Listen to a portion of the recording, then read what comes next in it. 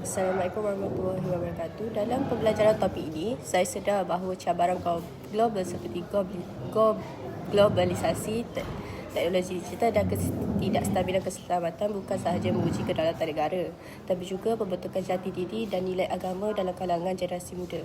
Kita perlu latihan pemikiran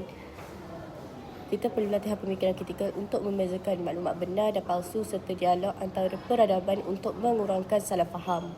Pendidikan mesti menekankan tanggungjawab sosial, etika dan kehayatan rukun negara supaya perpaduan dan kebajikan dapat dipertahankan.